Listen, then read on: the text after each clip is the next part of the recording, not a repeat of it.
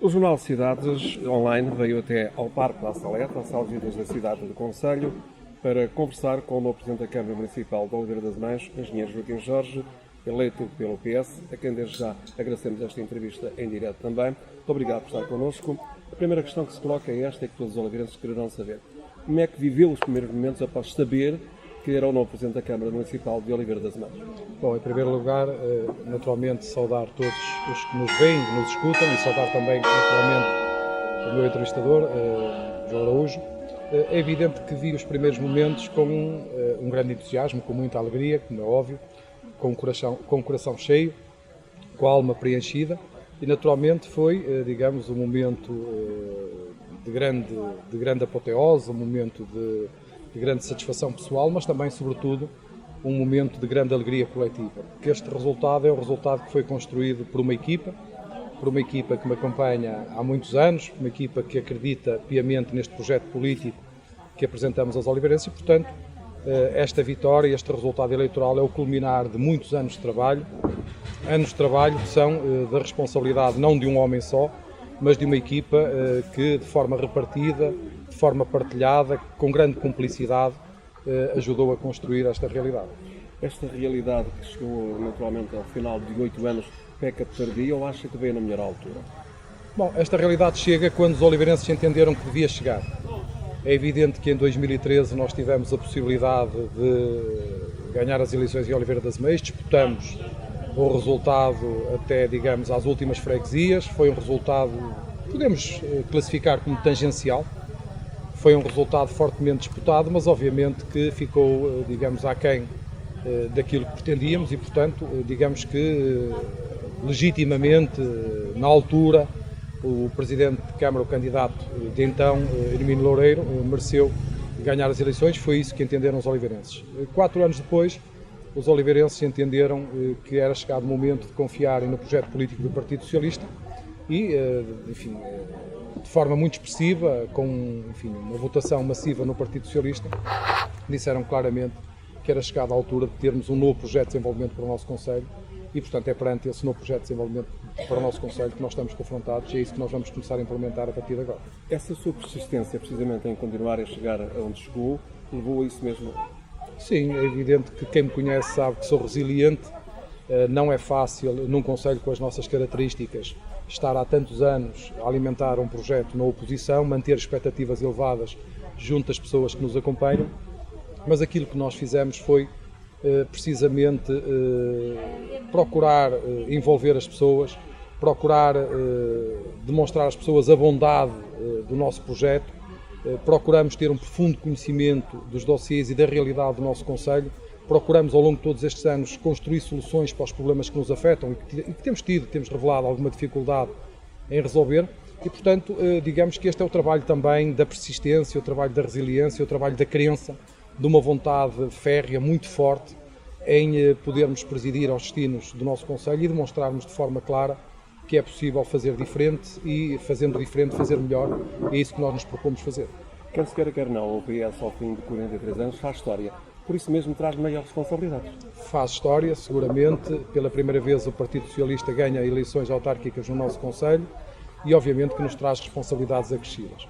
E traz-nos responsabilidades acrescidas porque nós ganhamos a Câmara Municipal num quadro de grandes dificuldades, onde temos problemas estruturais por resolver, problemas que são do conhecimento de todos, nomeadamente o problema da rede de água e saneamento, da rede viária, do edificado público, o problema até da valorização do nosso território, e nessa perspectiva é evidente que as nossas responsabilidades são responsabilidades muito grandes, são responsabilidades sérias, mas obviamente que não nos vamos desculpar com essas responsabilidades porque nós conhecemos bem o nosso território, conhecemos bem os problemas que temos no nosso território e naturalmente tivemos tempo para nos preparar e estamos claramente preparados para os enfrentar. O slogan da sua campanha era um presidente a sério. Explique-nos lá isso, por favor. Bom, a perspectiva do presidente a sério é que nós podemos dizer que nos últimos anos não tivemos efetivamente um presidente a sério no nosso Concelho. Não tivemos um presidente a sério porque, obviamente, aquilo que foi prometido aos oliveirenses foi algo que sabíamos que antecipadamente não podíamos cumprir. E, portanto, quando alguém promete, de forma reiterada, aquilo que sabe que não pode cumprir, claro que me estou a referir, naturalmente que me estou a referir à rede de água e saneamento, à cobertura integral da rede de água e saneamento no mandato, é evidente que não temos um presidente a sério. E um presidente a sério é um presidente que fala a verdade aos oliveirenses. Em primeiro lugar, fala a verdade aos oliveirenses. E, portanto, nessa perspectiva, aquilo que nós sempre dissemos é que os oliveirenses estavam a ser enganados, e aquilo que nós sempre dissemos foi que foi cometido o maior logro alguma vez, enfim, dito aos oliveirenses. E nessa perspectiva, nós entendíamos que precisávamos de alguém que falasse verdade aos oliveirenses, e nessa perspectiva nós entendíamos que um presidente a sério era precisamente um presidente que tinha como premissa falar a verdade aos oliveirenses. E depois, um presidente a sério é alguém que encara os problemas a sério, os problemas de forma muito séria. E, portanto, aquilo que nós achamos é que estes problemas que nós herdamos já há 8 anos atrás são problemas que praticamente subsistem, que se mantêm agora 8 anos depois. E nessa perspectiva nós não tivemos um presidente a sério, um presidente genuinamente, verdadeiramente preocupado com a resolução destes problemas estruturais, problemas que afetam não só a qualidade de vida dos oliveirenses, mas que afetam também a nossa competitividade. E, portanto, nessa perspectiva, é chegado o momento de termos um presidente a sério, um presidente que tenha uma gestão rigorosa, uma gestão transparente, uma Câmara de Boas Contas e que tenha, sobretudo, uma correta definição das prioridades de investimento. Os nossos recursos financeiros não são ilimitados, são até escassos. Todos sabemos que temos um plano de saneamento financeiro que constrange a disponibilidade orçamental, constrange os recursos financeiros que temos disponíveis para investir na melhoria da qualidade de vida dos oliveirenses e na promoção do desenvolvimento do concelho. E, portanto, nessa perspectiva, nós temos que ser ainda mais rigorosos na forma como nós gastamos o dinheiro. E, portanto, aquilo que nós nos propusemos desde sempre foi trazer seriedade para a gestão pública, e daí o slogan "Num Presidente a Sério". Em que momento, ou se houve um momento em particular, nos debates que fez ao longo desta campanha, entendeu que poderia ser mesmo ou que iria mesmo ser Presidente? Eu já entendi há muitos meses que iria ser Presidente. Porquê? Porque a avaliação que eu fazia do mandato não era uma avaliação muito positiva. E depois, como sabe, tivemos alguns factos políticos que em nada abonaram, enfim, para a credibilização da classe política concelhia e que naturalmente prejudicaram, sobretudo, o nosso principal opositor. E, portanto, nessa perspectiva, eu sentia que estavam a ser criadas as condições para que o Partido Socialista ganhasse as eleições. Era caso para dizer, desculpa interrompê-lo, era agora ou nunca? Não, eu não tenho essa perspectiva. Eu tenho a perspectiva de que existem momentos certos para as coisas. Este era um desses momentos. Não quer dizer que, se tivéssemos perdido, esse momento não tivesse, digamos, perspectiva e enquadramento no futuro. Foi este momento que os oliveirenses entenderam como sendo o momento da viragem, o momento da mudança.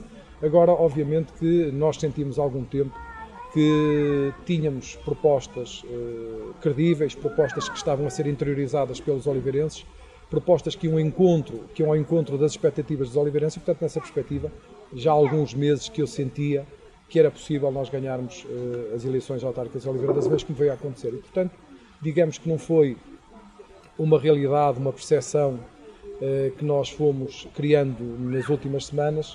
Já vínhamos de alguns meses a esta parte, consolidando, enfim, no nosso interior esta ideia de que o Partido Socialista iria ser chamado a gerir a Câmara Municipal de Oliveira das Meias, como veio a acontecer. Enquanto Presidente, eu pergunto-lhe se vai naturalmente ficar com alguns pelouros, provavelmente aqueles que têm sido mais citados, que são as obras e o saneamento, e se já tem uma equipa escolhida precisamente para esses pelouros também. Nós temos algumas dezenas de pelouros que vamos distribuir pelos 5 elementos da equipa, por mim e pelos 4 vereadores, e naturalmente o Presidente de Câmara chamará a si um conjunto de pelouros de grande responsabilidade. Aliás, eu assumi... Estes de maior responsabilidade, provavelmente? Os de maior responsabilidade, eu chamo... Obras e saneamento? Os de maior responsabilidade, todos eles são de grande responsabilidade, mas obviamente que eu, em fase de campanha eleitoral, assumi para mim que algumas responsabilidades ficariam sobre a alçada do Presidente da Câmara, nomeadamente a questão do desenvolvimento económico, do planeamento estratégico, da atração de investimento, do apoio ao nosso tecido industrial, e, portanto, digamos que essas são áreas que ficarão sobre a alçada do Presidente da Câmara. Não quer dizer que numa ou noutra área igualmente importante essa responsabilidade, esses pelouros não sejam partilhados com um ou outro vereador, mas tudo o que são, digamos assim, as grandes áreas de grande responsabilidade, estarão sobre a alçada do Presidente da Câmara, e outras áreas igualmente importantes também serão delegadas nos outros vereadores. Passemos então a falar de saneamento. Foi naturalmente nos seus debates muito críticos em relação ao contrato que a Câmara, ainda em exercício, fez com a Endacua. O que é que vai aqui fazer com este contrato? A primeira coisa que nós vamos fazer é ser sérios. Em primeiro lugar, é não prometer que vamos resolver o problema no mandato, nem prometer que temos soluções milagrosas para a resolução do problema. Como sabem, nós temos um contrato de concessão com o privado, com a Endacua, e esse contrato de concessão tem regras que naturalmente o município tem que cumprir. E aquilo que naturalmente nós teremos que fazer é, dentro do quadro legal, procurar perceber de que forma é que nós podemos negociar com o privado, de forma a que tenhamos a possibilidade de expandir a rede e não fazer apenas a gestão e a exploração da rede existente. E, portanto, é um problema que nós vamos agarrar imediatamente, é um problema que nós vamos estudar com toda a profundidade e vamos equacionar todas as soluções sem exceção. Sendo certo que não poderemos... Pode passar por aí para essa rescisão de contrato com a Endacua, quando o engenheiro dizia que isso custou os milhões? A rescisão de contrato com a Endacua é uma solução que não é responsável, porque obviamente nós não podemos avançar para uma solução que nos obrigue a indemnizar a Endacua por verbas, enfim, que nós não temos, astronómicas, que nós não temos naturalmente disponibilidade financeira para o fazer, e não nos esqueçamos que nós temos um problema que é o problema da gestão e da exploração da rede existente. Nós não podemos rescindir um contrato de concessão sem termos criadas as condições que nos permitam, obviamente, caso fosse esse o caminho a seguir, fazer a gestão e a exploração dessa rede. Porque nós neste momento não temos recursos humanos, não temos recursos materiais, não temos sistemas de faturação, não temos equipas de manutenção para intervir nas redes em caso de necessidade e, portanto, digamos que neste momento nós não temos know-how para gerir esse tipo de infraestruturas. E, portanto, aquilo que nós temos que fazer é olhar para o caderno de concessão que temos e tentar perceber de que forma é que nós podemos influenciá-lo, melhorá-lo, sensibilizar o privado e, naturalmente, negociando, de forma a que as taxas de cobertura atuais sejam expandidas, sejam, portanto, aumentadas para que possamos cumprir as metas do PIASA. Esse é o nosso objetivo, vai ser uma das nossas prioridades nos próximos tempos, vai ser naturalmente reunir com a Endacua, procurar perceber de que forma é que estão disponíveis para nós conversarmos sobre este problema.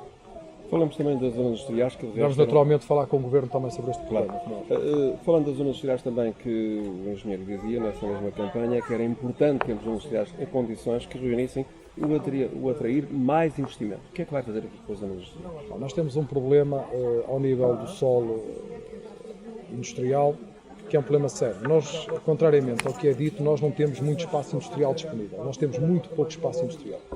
E como nós sabemos, hoje os nossos empresários, quando decidem investir, não estão à espera que lhes sejam criadas as condições para o poderem fazer, porque normalmente quando decidem construir uma unidade industrial ou expandir as suas instalações, é porque têm encomendas para responder no curto prazo, é porque têm, enfim, um contrato qualquer, um negócio qualquer que ganharam, que os obriga rapidamente a criar respostas. E, portanto, nós temos que ter espaço industrial preparado para acolher não só investimento forasteiro, mas também, naturalmente, para dar resposta aos empresários locais. E, portanto, nós temos que criar condições para termos zonas industriais com espaço industrial disponível a preço competitivo para podermos atrair investimentos e para podermos apoiar os investimentos dos nossos empresários.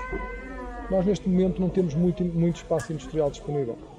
As nossas zonas industriais, a de Oliveira das Meias, Santiago Rebolo, está completamente tomada. A zona industrial do Loureiro, apesar de não ter unidades industriais, uma boa parte dos terrenos são terrenos já de privados, são terrenos que já foram vendidos. A zona industrial que tínhamos em Rebordões foi desclassificada, portanto, neste momento não existe espaço industrial numa freguesia que tem muita massa humana, que tem muita mão de obra. Não existe nenhum espaço industrial para alguém que queira lá instalar uma unidade industrial.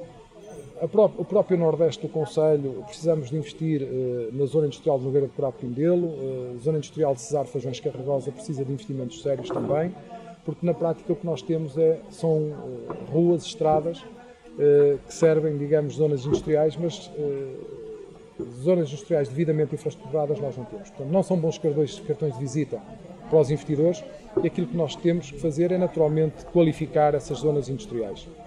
Isso faz-se criando bons acessos, criando passeios, sinalética adequada, levando internet de alta velocidade, a fibra óptica até essas zonas industriais e faz também depois por termos uma estratégia objetiva de captação e de atração de investimento que acho que não tem existido no nosso concelho, uma verdadeira diplomacia económica. Portanto, isso é muito importante. Se nós conseguirmos, nas zonas industriais existentes, criar bons acessos, criar, digamos, boas condições, transformando-as, digamos assim, em espaços industriais que constituam bons cartões de visita para quem nos visita.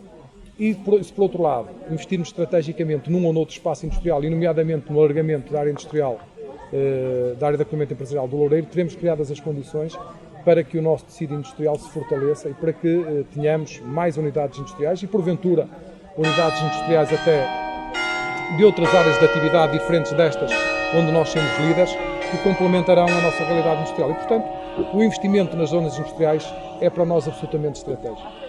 Não era isso que pensavam alguns dos nossos adversários. Nós achamos que essa é porventura uma das realidades para a qual nós teremos que concentrar muita atenção, uma realidade que nós temos que dinamizar, temos que potenciar e, portanto, será por aí também que nós teremos uma grande parte da nossa concentração.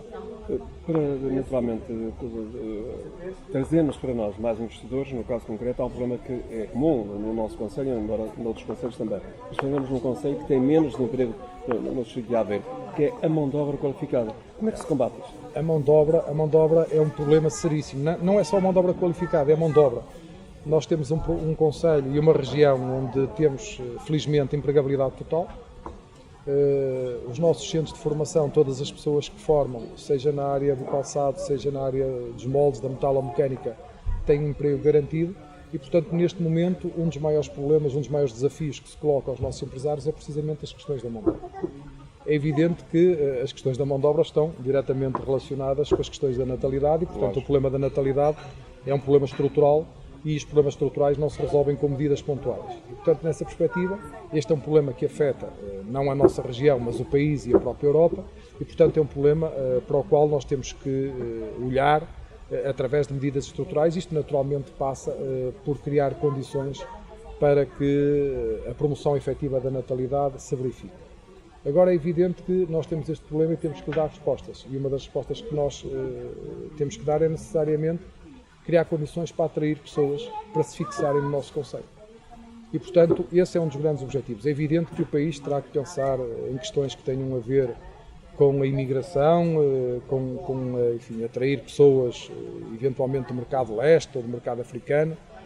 A própria Europa terá que encontrar algumas respostas a esse nível, mas no caso concreto do nosso concelho nós temos que ter capacidade para atrair pessoas que se fixem no nosso concelho, que decidam construir cá os nossos projetos de vida. E uma das coisas que temos que fazer, em primeiro lugar, é evitar que as pessoas saiam do nosso concelho. Nós perdemos, nos últimos anos, perto de 5 mil pessoas.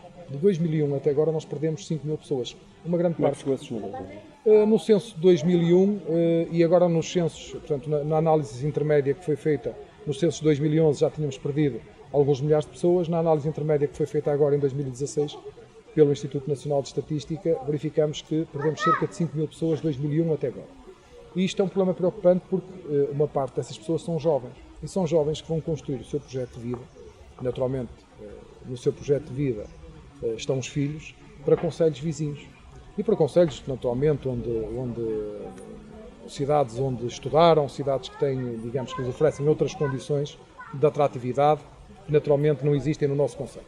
Agora, nós temos é que procurar criar essas condições, porque nós também temos algumas coisas que são distintivas desses concelhos e podemos, obviamente, ao nível da qualidade de vida, dar respostas que nessas cidades e nesses concelhos não se encontram com tanta facilidade.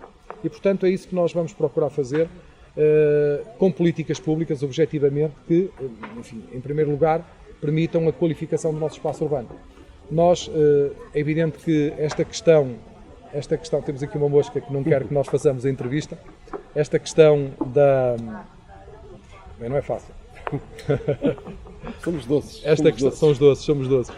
Esta questão da atração e da fixação de pessoas faz-se com políticas públicas objetivas, que têm a ver naturalmente com as questões do emprego e essas estão resolvidas. Os empresários fizeram o seu papel, portanto criaram condições para que tivéssemos um concelho de empregabilidade total. Temos dinâmicas culturais muito, muito intensas, que são quase sempre proporcionadas pelo nosso movimento associativo e, portanto, aí temos uma boa resposta. Não teremos uma boa resposta, suponho eu, ao nível da habitação a preços competitivos. Eu julgo que há concelhos que têm uma habitação com alguma qualidade a preços bem mais competitivos que no nosso concelho. Teremos que criar condições e depois, naturalmente... É mais a procura do que a oferta? É mais a procura do que a oferta e teremos também que criar condições para termos, obviamente, respostas ao nível da saúde, ao nível das creches, ao nível das dinâmicas comerciais, ao nível da atividade cultural intensa, que leve a que essas pessoas percebam que o nosso concelho é um concelho com muita qualidade de vida, com muita dinâmica, um concelho bom para se viver. Portanto, digamos que municiar a nossa indústria transformadora, os nossos serviços com mão de obra, a curto prazo passa claramente pela atração de pessoas. E neste momento os territórios competem por eventos, mas competem sobretudo por atrair investimentos e por atraírem pessoas. E portanto nós temos aqui que desempenhar também, à semelhança do que fazem os municípios, nossos vizinhos, temos que competir por essas pessoas, temos que competir por atrair essas pessoas para os nossos territórios. E portanto é isso que nós nos propomos fazer de uma forma muito objetiva. Passamos agora naturalmente para um tema também que é sempre importante, que são os chamados trânsitos, as vias estruturantes, as ciclovias, as redes viárias, falando da linha de Boga também e destes novos transportes que se foi implantado. O que é que tem para aqui também, e porque nós já agora não esquecendo aqui, a famosa chamada curva do Zé da Curva. Em termos de redes viárias, o que é que temos para fazer? Bom, as redes viárias são muito importantes para o desenvolvimento de um território. Em primeiro lugar, elas devem ter uma função de permitir a mobilidade, uma mobilidade fácil entre os diferentes locais do concelho. Não é isso que nós temos neste momento. Nós, neste momento, o que temos são redes viárias que nos servem, várias autoestradas que estão perto e algumas até tocam o nosso território, mas que, obviamente, permitem que nós nos afastemos para outros centros urbanos. Não é isso que nós pretendemos. Nós pretendemos ser servidos por essas infraestruturas rodoviárias, por infraestruturas ferroviárias, pretendemos, enfim, ter respostas de mobilidade interna que permitam que nós nos liguemos facilmente entre centros urbanos vizinhos, entre freguesias vizinhas, mas também que tenhamos boas ligações dessas freguesias à sede do concelho. Isso faz-se com um sistema de mobilidade integrado. Nós não temos tido planeamento ao nível não só da intervenção na requalificação da rede viária, mas sobretudo ao nível da construção de novas respostas rodoviárias. E por isso é que nós não concluímos a Via do Nordeste e por isso é que nós temos as vias... Estamos um pouco atrofiados, na sua opinião. Estamos um pouco atrofiados e devíamos concluir a Via do Nordeste, porque aí sim tínhamos a resposta concluída e, portanto, aquela ligação que falta fazer de Cesário-Fajões é absolutamente fundamental. É evidente que nós temos as vias estruturantes também que procuravam desviar o trânsito do centro da cidade. Temos um conjunto de troços que, não estando ligados entre si, obviamente não cumprem o seu papel. Alternativas, não é? Não existem alternativas e temos ali vários milhões de euros de investimento feitos e, portanto, seria determinante que nós rentabilizássemos esses investimentos. E depois, obviamente, que nós temos que erradicar de uma vez por todas as estradas de paralelo. Ainda agora, muito recentemente, foi noticiado nos órgãos de comunicação social local mais um acidente ou vários acidentes com alguma gravidade na Rua do Mosteiro em Cocujães. Temos tido vários acidentes, um pouco por todo o concelho, mas obviamente que as questões dos pontos de elevada sinistralidade, as estradas em paralelo, têm que acabar no nosso concelho. Só devemos ter estradas em paralelo onde queremos efetivamente ter estradas em paralelo, porque faz sentido que as tenhamos e naturalmente não são naturalmente na Rua do Mosteiro ou em Pindelo, mas serão em zonas históricas ou em zonas onde faça sentido ter o paralelo. Aquilo que nós temos que fazer ao nível, obviamente, do sistema de mobilidade é ter a rede existente perfeitamente articulada com as novas vias que venhamos a construir e depois integrar nesta resposta de mobilidade os parques de estacionamento, as ciclovias, os circuitos pedonais. Obviamente que a linha de Valdevoga, já podemos falar um pouco sobre a linha de Valdevoga daqui a um bocadinho, e também naturalmente os transportes públicos, pois os transportes públicos, mesmo nos concelhos mais pequenos, e quando estou a falar de concelhos mais pequenos não estou naturalmente a referir-me a questões que tenham a ver com a área, mas estes concelhos que são concelhos diferentes dos concelhos enfim, que servem das grandes cidades, esses problemas hoje colocam-se também. Nós, há 20 anos atrás, não fazia sentido falarmos em transportes urbanos em Oliveira das Meias, ou enfim, não era uma questão premente. Hoje, todos nós percebemos que o automóvel não é solução e as pessoas precisam de ter alternativas que lhes permitam chegar rapidamente de sua casa, da sua freguesia, aos diferentes equipamentos públicos, aos diferentes serviços públicos ou aos seus trabalhos, seja o que for. E, portanto, nós temos que ter uma rede de transportes públicos que sirva os oliveirenses, que aproxime os oliveirenses, e não é esse tipo de rede. E o que vai fazer então? Bom, nós temos que estudar, em primeiro lugar, um sistema de transportes públicos. Eu não sei se esse sistema de transportes públicos, por exemplo, não terá que ser estudado. Com a Transdev? Com a Transdev, um sistema de transportes públicos da própria autarquia, um sistema de transportes públicos que permita dar respostas não só aos nossos estudantes, mas também a todos os oliveirenses. E, portanto, nós temos é que ter, objetivamente, algo que permita, de forma regular, e não uma resposta semelhante a esta, que foi encontrada muito recentemente, onde as pessoas terão, enfim, uma vez por semana, um transporte que passará na sua freguesia, que as levará a um conjunto de destinos. Não, nós temos que ter, de forma regular, respostas que permitam que as pessoas sintam que existe um verdadeiro sistema de mobilidade no nosso concelho. E só assim é que nós, naturalmente, conseguiremos que muitas pessoas sejam demovidas de vivenciarem concelhos vizinhos. E, portanto, quando eu ouço dizer, enfim, muitos oliveirenses do nosso concelho, sobretudo oliveirenses que estão em freguesias fronteira, que é mais fácil chegar aos concelhos vizinhos do que chegar à nossa sede do concelho, nós temos que objetivamente nos preocupar. Nogueira, por exemplo, Nogueira do Cravo. Objetivamente, Nogueira do Cravo ou até Carregosa, enfim, ou até Macieira de Sarnes, nós temos que nos preocupar objetivamente com isto. Porquê? Porque quando nós permitimos que as pessoas com mais facilidade cheguem a concelhos vizinhos, naturalmente que as pessoas vão tender a ter dinâmicas económicas e sociais. Já agora em São João da Madeira. São João da Madeira, por exemplo, vão ter enfim, tendência para ter vivências económicas e sociais nesses concelhos, e não é isso que nós queremos, como é evidente. Nós queremos que as pessoas vivam no concelho de Oliveira das Meias, queremos que as pessoas consumam no concelho de Oliveira das Meias, queremos que as pessoas ajudem enfim, o desenvolvimento e o comércio local do concelho de Oliveira das Meias. E, portanto, para isso nós temos que ter um sistema de mobilidade que permita a aproximação dos oliveirenses, a interligação dos centros urbanos do nosso concelho e uma fortíssima ligação desses centros urbanos, das nossas freguesias, à sede do concelho. A linha de Valdevolga, esse é um problema que diz respeito a um conjunto de municípios. Fala-se muito no metro, etc, mas muito se fala, mas nada se faz. Bom, eu acredito nas coisas quando as coisas têm verbas substanciais que permitam a resolução do problema. Nós precisamos de muitas dezenas de milhões de euros para requalificar a linha de Valdevolga e termos, digamos, estes concelhos a ser servidos por 1 metro de superfície. E, portanto, quando eu perceber que esta infraestrutura, que é uma infraestrutura determinante para a tutela e que a tutela quer investir, transformando-a em mais uma resposta de mobilidade para este conjunto de concelhos, é evidente que eu começo a acreditar nesta possibilidade. Por enquanto, eu julgo que não passa de um processo de intenções. Francamente, acho que é uma questão que só se levanta ciclicamente em períodos eleitorais. Fica bem aos autarcas servidos por esta infraestrutura, enfim, manifestarem alguma preocupação junto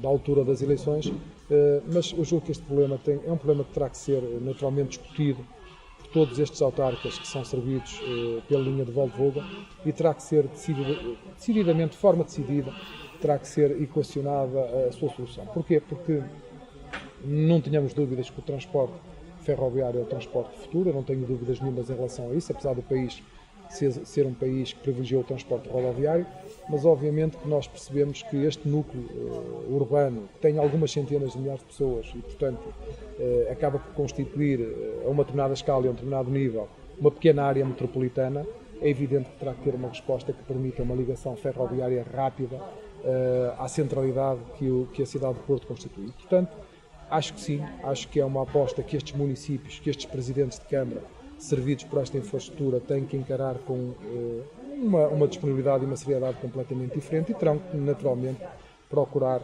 sensibilizar a tutela para a importância da requalificação desta linha, transformando-a num metro de superfície. O que temos assistido até aqui não é mais do que alguns são debates que, na prática, não se têm traduzido em praticamente nada. Eu não tenho visto, nos últimos anos, nenhum desenvolvimento em relação a este processo. A própria tutela, quando criou um programa que é o IEVA, as infraestruturas de elevado valor acrescentado, acabou por não, contemplar esta linha como uma linha prioritária em termos de investimento, e aquilo que é importante fazer é, nomeadamente no quadro da área metropolitana de Porto, mas também, naturalmente, num quadro dos autarcas que são servidos pela linha de Valdevolga, criarmos efetivamente alguma pressão, sensibilizarmos a tutela para a importância de nós sermos servidos pelo metro de superfície. Falemos do parque escolar. Foi crítico naturalmente com este programa de aproximar a educação. Diria que no seu caso não faria, porque o Governo aqui aproveitou-se desse aproximar a educação.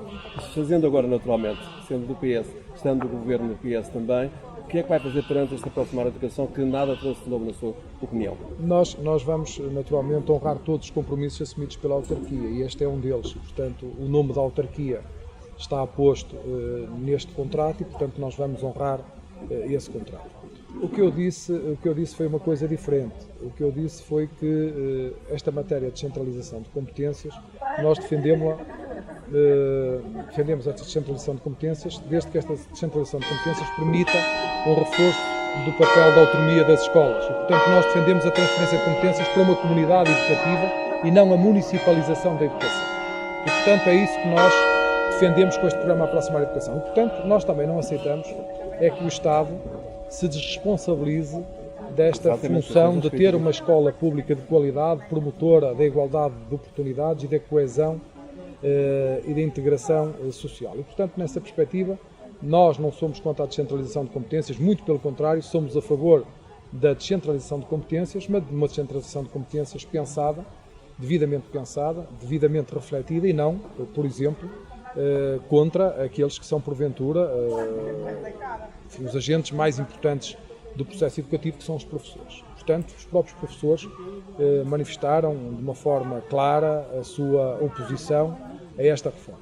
E depois, por outro lado, nós devemos ter algum cuidado com estas coisas, porque devemos perceber se devemos ter os municípios a trabalhar a diferentes velocidades ou se devemos, por outro lado, ter mecanismos que permitam que municípios mais atrasados em matéria de educação tenham possibilidade de se aproximar de municípios que supostamente estariam mais adiantados nesta matéria. Portanto, aquilo que eu defendo é que essa descentralização de competências a fazer se faça para a comunidade educativa. Obviamente que devemos ter algumas cautelas nesta matéria quando passamos, enfim, estas responsabilidades para os municípios, porque convenhamos que os municípios muitas vezes não estão preparados, ou ainda não estão preparados, ainda não é o momento para recebermos estas competências. Eu refiro, por exemplo, a questão da saúde, que é uma das matérias que está em apreço neste momento e que está em discussão e que poderá ser passível também de descentralização de competências. Obviamente que eu percebo que os municípios podem ser elementos facilitadores, cuidadores, mas obviamente que é preciso perceber se foram criadas infraestruturas, respostas internas, que permitam que os municípios recebam essas competências e possam continuar a assegurar serviços públicos de qualidade às pessoas.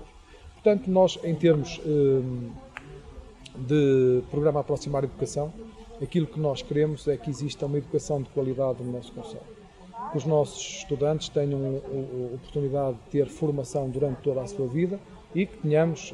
Temos cá escolas de grande competência. Temos cá escolas de grande qualidade, temos cá escolas de grande competência, temos professores que produzem excelentes resultados com os nossos alunos e, portanto, nessa perspectiva, aquilo que nós temos que ter, de forma clara, de forma inequívoca, é um apoio à nossa comunidade educativa para que se produzam os resultados que são necessários. Depois, claro, temos que ter a articulação entre o ensino superior e o nosso tecido empresarial, de forma a que adequemos, e nisso acho que faz todo sentido, a nossa oferta formativa à nossa realidade económica, ao nosso tecido económico, mas aquilo que nós devemos ter, enfim, sempre presente é que aquilo que é importante é que os verdadeiros destinatários da nossa ação, que são os nossos filhos, são os nossos jovens, são as nossas crianças, tenham todos acesso a uma escola pública de qualidade. E, portanto, essa é a nossa batalha e, obviamente, que o programa Aproximar a Educação será para ser cumprido. Vamos continuar, digamos, a dialogar com o Ministério da Educação e Ciência, vamos continuar a trabalhar. Agora, é evidente que não gostamos da solução que foi encontrada para a requalificação das escolas Ferreira da Silva e de Fajós, porque, obviamente, precisávamos de 6,5 milhões de euros para termos essas escolas completamente requalificadas. Competia ao Governo, e fazia parte do contrato que a autarquia oliveirense só as receberia se o Estado as requalificasse integralmente e as entregasse em excelentes condições. Não é isso que vai acontecer, nós vamos ter requalificações parciais e, mais grave ainda, vamos ter... Mas vai bater-lhe o pé ao Governo? Eu neste momento, gostaria de poder bater o pé, julgo é que já vou tarde. Porquê? Porque, repare, foi a autarquia oliveirense, foi o Executivo Camarário que aceitou esta solução. E aceitou uma coisa que para mim ainda é mais estranha, que foi abdicar de 3 milhões de euros que nós teríamos naturalmente direito para intervir na nossa rede, na rede da nossa responsabilidade, para requalificarmos estas escolas. E, portanto, não achamos que isso tenha sido um bom negócio. Aliás, temos a certeza que foi um péssimo negócio. Aquilo que deveria ter sido feito era nós receberíamos esse dinheiro para intervir no parque escolar da nossa responsabilidade e, naturalmente, o Estado fazia aquilo que se tinha comprometido a fazer, que era requalificar integralmente estas 2 escolas e, naturalmente, quando as tivesse devidamente requalificadas, essas 2 escolas passariam a ser da responsabilidade da autarquia oliveirense. Não foi isso que aconteceu. Os motivos que foram invocados foi que, se não fosse assim, eventualmente as escolas não seriam requalificadas, pois eu não veria nenhum problema nisso. Aquilo que competeria seria ao Ministério, obviamente, criar condições para que essas escolas funcionassem e caberia à Câmara o papel de responsabilizar o Ministério sempre que essas condições não existissem. Portanto, eu julgo que nós tivemos francamente mal. Outra questão que é importante, e sei que é um defensor disso, precisamente da ação social em relação ao que concerne aos idosos. Disse também num dos debates de que as instituições de solidariedade deviam ter, naturalmente, alguns apoios que não têm, como pagar IVA, como pagar água, como outros custos, eletricidade e por aí fora. Queremos concretizar isso mesmo, precisamente? Bom, repara, nós não tínhamos dúvida sobre o papel extraordinário que as nossas IPSS prestam no nosso Conselho. Aliás, se não tivéssemos essa resposta, eu julgo que as questões sociais seriam dramáticas em alguns casos e teríamos problemas substancialmente diferentes dos problemas que temos hoje. E, portanto, em primeiro lugar, o reconhecimento do papel extraordinário que é feito por todos esses profissionais, por todas as pessoas que diariamente trabalham em prol dos mais necessitados, dos mais carenciados e levam respostas públicas de grande qualidade a essas pessoas. É evidente que nós estamos a falar de instituições que vivem em quadros de grande constrangimento, de grandes dificuldades. E é evidente que cabe ao Estado também criar condições, e referiu aí a questão do IVA, a questão de tarifas sociais para a água, para a eletricidade e para muitas outras respostas, que fariam todo sentido, porque obviamente nós estamos a falar de instituições que gerem, claro que estamos a falar obviamente de uma maneira geral, gerem, enfim, com todo o rigor cada cêntimo, e, portanto, nenhum cêntimo é desperdiçado. E, portanto, eu dou-lhe um exemplo, desculpe interrompê-lo, do responsável, neste caso, o Presidente da Fundação Manuel Brandão, que nos dizia isso precisamente. Neste caso, o seu gestor, que agora não veio o nome à ideia, que diria precisamente que não tinham naturalmente estes apoios e que competia a alguém de quem direito fazer isso, precisamente. José. Domingos José, bom, ele tem toda a razão, porque repare, eu percebo que nós estamos a falar de pessoas que de forma abnegada disponibilizam uma grande parte do seu tempo para gerir essas instituições. Para além do emprego que têm, para além das responsabilidades enormes que têm, pessoais e profissionais, disponibilizam muito do seu tempo para servir essas instituições, e ao servir essas instituições estão a servir a sua comunidade. Obviamente que essas pessoas deviam ter a sua vida facilitada. Não só o Estado, quando estou a falar do Estado Central, estou a falar do Estado Central e do Poder Local, deviam ser criadas as condições para naturalmente essas pessoas poderem desempenhar essa missão, tendo enfim, o menor esforço possível, digamos assim. O nível de burocratização, o nível de exigências é assustador, o nível de responsabilidades com que diariamente são confrontados é assustador. Os quadros de constrangimento orçamental são muito complexos, as negociações com a Segurança Social são permanentes e, portanto, é evidente que faria todo sentido que o Estado fosse sensível a essas questões e tivesse regimes de exceção de natureza fiscal, como é óbvio, e outros, que permitissem que essas IPSS não tivessem que fazer... E enquanto Presidente da Câmara de Oliveira das Mães vai fazer eu, enquanto Presidente da Câmara Municipal de Oliveira das Mães, estarei ao lado das IPSS e serei um acérrimo defensor dos interesses das IPSS. E tudo farei para que, obviamente, essas questões sejam observadas por parte da tutela. E, portanto, as nossas IPSS, os responsáveis, os dirigentes das nossas IPSS, estarão no Presidente da Câmara de Oliveira das Mães e na equipa que me acompanha, parceiros que são parceiros estratégicos, parceiros fortemente empenhados em que a criação dessas condições venha a ser uma realidade. E, portanto, que não haja dúvidas sobre isso. Nós vamos trabalhar muito mesmo para procurar, obviamente, junto da Associação Nacional de Municípios, mas também junto da própria tutela, junto dos responsáveis, para que se perceba a especificidade destas IPSS, para que se perceba as dificuldades com que todos os dias são confrontadas e para que naturalmente tenhamos respostas públicas que permitam facilitar o seu trabalho. Passamos a olhar para o desporto. Como sabe, são dezenas de clubes que existem no nosso concelho e o mais representativo está a jogar fora de casa. Falo da União Desportiva Oliveirense, que obrigatoriamente não pode jogar no seu estado. Como é que vai olhar naturalmente, porque isto é um drama que preocupa todos os oliveirenses? É um problema sério, ainda bem que temos essa realidade, esses são bons problemas.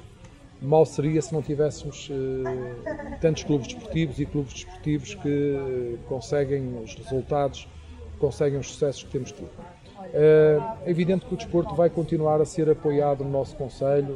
Obviamente que num contexto de campanha eleitoral procura-se dizer que existia uma realidade antes e vai passar a existir uma realidade completamente diferente depois. Não, o que vai existir naturalmente são critérios muito mais objetivos, muito mais rigorosos na atribuição dos apoios. Mas isso vamos fazê-lo não em relação enfim, digamos, aos clubes desportivos, mas em relação a tudo o que tem a ver com a gestão da autarquia. Portanto, nós temos que introduzir critérios de rigor, critérios de transparência para que as pessoas percebam porque é que um clube é apoiado e de que forma é que é apoiado, e o outro clube também perceber porque é que teve um apoio de dimensão diferente. E, portanto, tem a ver naturalmente com a formação que se presta, tem a ver com a importância dos clubes, com a representatividade dos clubes. Nesse caso concreto da União Desportiva Oliveirense, a União Desportiva Oliveirense tem um problema sério. Eu diria gravíssimo. Que deixe-me que lhe diga, já devia ter sido começado a ser equacionado há muitos anos atrás. Nós não devemos resolver os problemas em cima dos problemas, nós devemos antecipar os problemas, resolvendo os problemas na altura em que devem ser resolvidos. Neste momento, o que acontece é que o Oliveirense gastará 200 mil euros por ter que jogar fora. É evidente que é uma situação que não nos agrada e é evidente que, para além de ter os adeptos, para além de não ter os adeptos, não tem o apoio dos seus adeptos, mas obviamente que só o facto de nós não termos a felicidade de termos o Oliveirense a jogar no nosso concelho, nos jogos em casa, é evidente que isso deixa-nos muito tristes, obviamente, e não nos deixa naturalmente satisfeitos. Deixa-me triste também o facto de nós não termos tido a preocupação para este problema nos últimos anos, e só agora, confrontados com esta realidade, é que nós, enfim, mãos na cabeça, enfim, queremos soluções imediatas. É evidente que temos que encontrar respostas, é um problema sério, e, portanto, nós vamos naturalmente estar disponíveis para conversar com a direção da União Desportiva Oliveirense para vermos uma possível solução para o problema. É evidente que o que todos desejaríamos era termos a possibilidade de termos um grande estádio, um estádio novo, um estádio de raiz. Mas, obviamente, as pessoas perguntam onde e onde? Onde e com que meios financeiros. Claro. Porque mesmo que fosse possível enfim, encontrarmos um local, é evidente que depois é preciso implementar um estádio em cima desse local.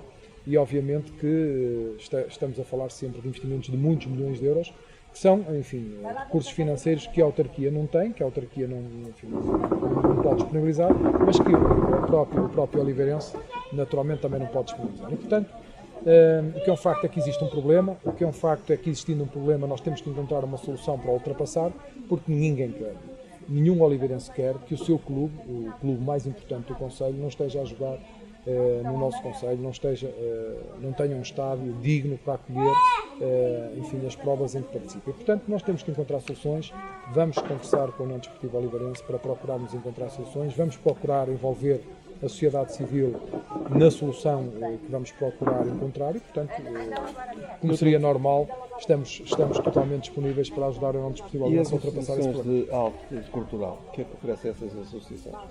Bom, eu não gosto, eu acho que nós não devemos ter tratamentos diferenciados. Quando eu acho que devemos tratar todos os cidadãos de forma igual, nós devemos tratar todas as instituições, todas as coletividades, todas as associações de forma igual. Todas nos merecem respeito e consideração e é isso que nós vamos fazer. É evidente que o trabalho que desenvolvem é diferente, é evidente que há instituições que têm um plano de atividades muito rico, muito intenso, e há outras que têm um plano de atividades menos rico. Mas é evidente que todas merecem ter as suas atividades apoiadas. Aquilo que nós vamos procurar fazer é olhar para a realidade cultural que temos e procurar que essa realidade cultural seja mais permanente. Nós não queremos uma realidade cultural que viva de alguns apontamentos por ano. Nós temos, por exemplo, alguns eventos cuja dimensão e cuja afirmação, não só no panorama concelhio, mas também no panorama regional, são eventos em que temos que apostar ainda mais. Claro que me estou a referir ao mercado à moda antiga, à Noite Branca, à Festa na Aldeia e muitos outros eventos que são eventos extremamente importantes e que são, digamos, afirmações da nossa capacidade empreendedora, da nossa capacidade para organizar eventos de alguma dimensão, eventos que têm, como já disse, uma dimensão regional. Mas nós depois também temos que ter a preocupação de democratizar um bocadinho a nossa cultura e de a descentralizar. Nós temos a nossa cultura, a nossa atividade cultural muito centrada na sede do Conselho, na cidade de Oliveira das Meias. E é importante que nós tenhamos a capacidade. Era importante que nós tivéssemos uma agenda cultural concelhia de forma a que pudéssemos levar a nossa cultura aos 4 cantos do Conselho. Era muito importante que nós começássemos a formar públicos. É evidente que temos que atender à especificidade das freguesias, é evidente que nós teremos eventualmente que ter determinado tipo de espetáculos concentrados na cidade, mas julgo que há um outro conjunto de espetáculos que podem ser dinamizados nas nossas freguesias e é isso que nós vamos procurar fazer. E outra coisa que nós vamos procurar fazer é apoiar também a formação artística. É muito importante, hoje a cultura não é só um elemento de formação e de afirmação da nossa identidade, das nossas tradições, dos nossos usos, dos nossos costumes, mas é também um fator de competitividade.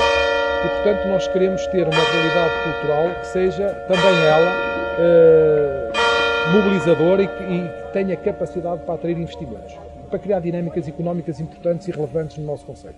E, portanto, nós vamos ter também um apoio muito forte à formação artística, nós vamos querer ter novas correntes estéticas no nosso concelho, nós vamos querer ter mais cultura de rua, uma cultura mais intensa, uma cultura mais permanente e, obviamente, aquilo que nós temos que fazer é requalificar a nossa casa de espetáculos.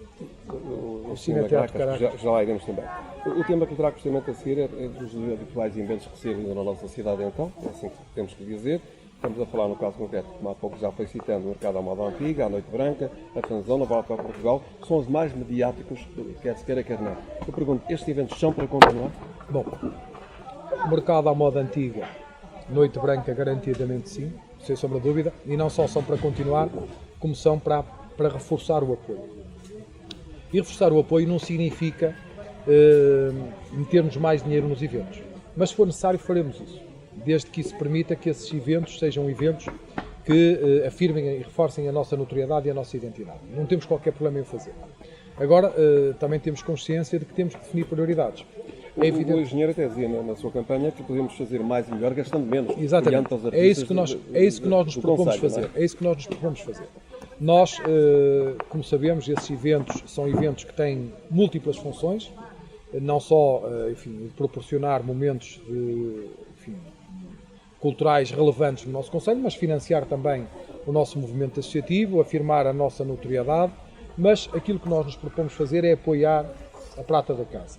E, portanto, nós vamos procurar, sempre que possível, convidar e envolver os artistas locais nesses eventos. É evidente que nós também precisamos ter aqui, depois, artistas de renome nacional e até internacional, e não teremos qualquer problema em relação a isso. Já no próximo aquilo que nós não poderemos fazer é, em fase de planeamento, decidirmos que vamos gastar 40 e depois gastamos 80. Isso é que não faz sentido rigorosamente. Está-se a referir à Noite Branca. Estou-me a referir a um conjunto de eventos que nós, inscrevemos com verbas e raramente cumprimos, e quando incumprimos, quase sempre resvalamos para o dobro.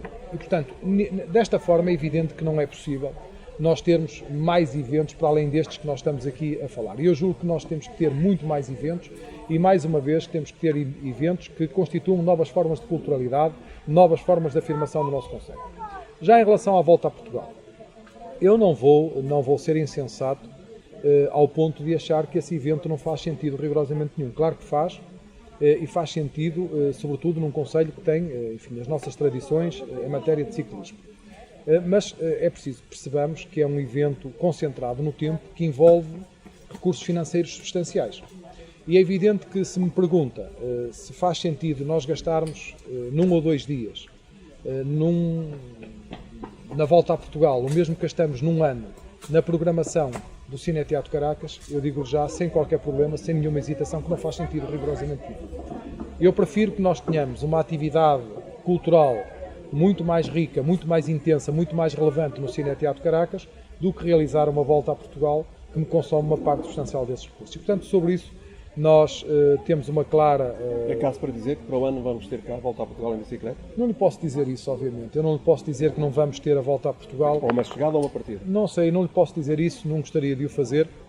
Aquilo que eu gostaria de lhe dizer é que vamos ter critérios muito mais rigorosos na forma como nós gastamos esse tipo de recursos financeiros. E obviamente que se nós temos tantas coisas por fazer, tantas coisas ditas básicas por resolver, é evidente que nós, em primeiro lugar, teremos que atender a essas preocupações, a esses problemas, e só depois, então sim, depois de ter criadas essas condições, e algumas delas são condições que se arrastam há vários anos, então sim nós podemos pensar em eventos um bocadinho mais ambiciosos que consomem recursos financeiros dessa natureza. De resto faz parte do seu programa uma gestão mais rigorosa, passa por aí? Passa por aqui também. Aquilo que nós nos propomos é ser uma Câmara de boas contas e, sobretudo, uma Câmara que explique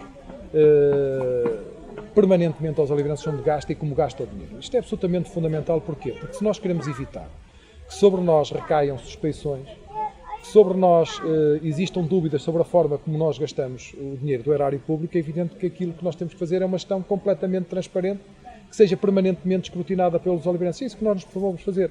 Aquilo que nós propomos fazer é tornar pública, tornar transparente a nossa gestão. Mas também, obviamente, queremos introduzir critérios que permitam que nós nos encaixemos neste tipo de metodologia. E por isso é que nós queremos definir um plano estratégico de gestão para 10 anos, onde tenhamos, por áreas de atividade, definidas as verbas que vamos gastar. Para quê? Para que não tenhamos estas tentações de fazer gastos por impulso, ou então, por exemplo, de fazermos, enfim, estes gastos exagerados, extraordinários, que se verificam quase sempre em anos eleitorais, um pouco por todos os concelhos. Mas é evidente que nós também queremos introduzir mecanismos de monitorização dos gastos públicos, é evidente que nós queremos também ter critérios mais transparentes na contratação, na adjudicação, nos ajustes, e, portanto, tudo isto passa por a criação de um conjunto de regras que permitam que os oliveirenses, com alguma facilidade, percebam onde é que está a ser gasto e como está a ser gasto o seu dinheiro. O projeto tem então para a sala de atividades da cidade do Concelho, no caso concreto, o Cine Teatro Caracas. O projeto tem para aquela sala de espetáculos? Bom, aquela casa de espetáculos é uma das mais pobres da região. É evidente que eu percebo que neste momento quem tem a responsabilidade de gerir aquele espaço não terá grande forma de o tornar competitivo e atrativo. Porquê? Porque temos problemas ao nível do conforto, ao nível da segurança, ao nível da climatização, ao nível do estacionamento nas imediações e, portanto, digamos que temos alguma dificuldade em tornar aquele espaço um espaço cultural de referência na região. É evidente que faz falta, claro que faz falta, então um concelho com a nossa importância, com a nossa relevância, faz todo sentido que tenhamos uma casa de espetáculos à altura da nossa dimensão, da nossa grandeza. É isso que nós nos podemos fazer, aquele é um espaço... Aliás, eu tenho que reconhecer, e seria errado não o fazer, que essa já era uma intenção do anterior Executivo. O anterior Executivo já tinha, digamos, vontade, nunca tendo explicado como é que o conseguiria fazer em termos, digamos, de disponibilidade financeira, mas obviamente que já tinha essa intenção, essa vontade, existe já um estudo prévio para uma possível solução para aquele espaço, um estudo prévio que, na nossa opinião, tenha alguma qualidade e que, se for alvo de alguns ajustes, é uma resposta possível para a requalificação daquele espaço. Mas eu julgo que isto que é comumente assente, julgo que toda a gente concordará que nós temos é que ter ali um espaço com condições de conforto, de segurança, com qualidade, para que se promova a boa cultura e, portanto, passa necessariamente pela requalificação daquele espaço, enfim, dando-lhe condições para que as pessoas vivenciem cultura em condições semelhantes à que temos em espaços que existem em concelhos vizinhos, e algumas dessas respostas até são respostas relativamente recentes, com poucos anos. Há pouco falamos nas redes sociais, mas passou-lhe um pouco o esquecimento ao lado também, mas eu volto a insistir. Há ali, como se sabe, um grande constrangimento na chamada curva do Zé da Curva. Tem algum plano para aquilo? Que há muito se fala que aquilo pode ser resolvido.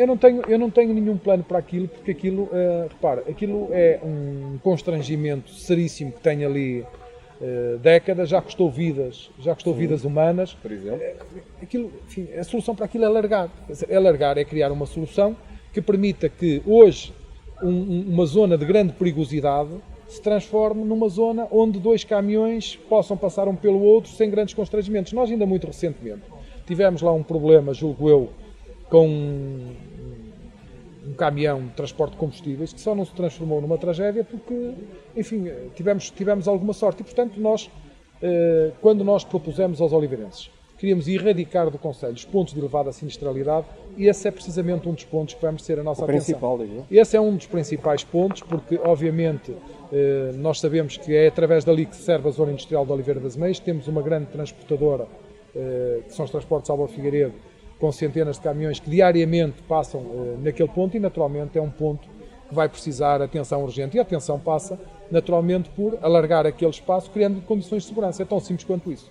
Sendo um empresário de sucesso que muita gente conhece, eu pergunto-lhe, vai fazer face naturalmente a estes seus conhecimentos como Presidente da Câmara, tirando partido daí? Claro que sim, claro que sim. É evidente que eu vou transportar a minha experiência de vida e a minha experiência de vida na gestão, obviamente, para a autarquia.